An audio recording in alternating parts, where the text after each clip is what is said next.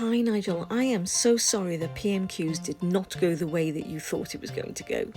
For those that missed it, Starmer was just finishing off a point about how his government were going to go after the fraudsters, grifters and con artists that had nicked money off the British public during the pandemic. And then somewhat ironically, Nigel, you were called, weren't you?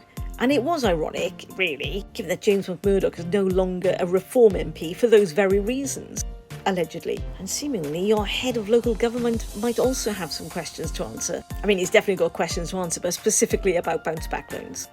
And the House just laughed because it was perfect timing, really, wasn't it?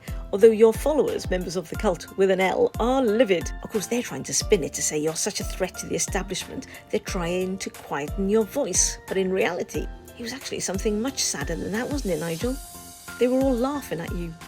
And when I say all, I mean, even the two MPs you've got left were having a bit of a chuckle. I mean, Lee stood up later and said, please don't pick on our leader, but that was a little bit pathetic as well, wasn't it, really? But the truth of the matter is, you have become more and more of a joke. Your councils have fallen apart. Your ideas have been proven to not stack up. And people are beginning to realise how stupid you sound. You know, like when Zia is saying, we're being ruled by student politicians, when Reform are literally putting schoolboys in cabinet positions in local government. Like, what do these kids know about anything other than toeing the party line? And I think when we see stuff like this, Nigel, I think in years to come, historians are going to be questioning why we allowed our media to amplify what is fundamentally a fringe group to such a degree that they ended up being the only thing that the media could talk about.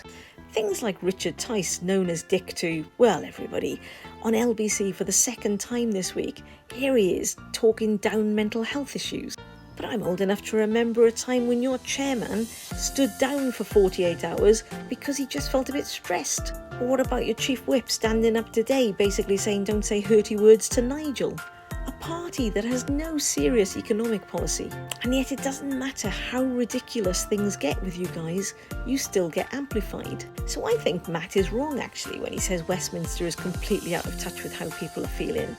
Because more and more people are feeling that you're a joke that's being amplified, and at some point we've got to question why. Because in reality, Nigel, you are a clown, but as we all know, clowns can sometimes go a bit sinister, as you were.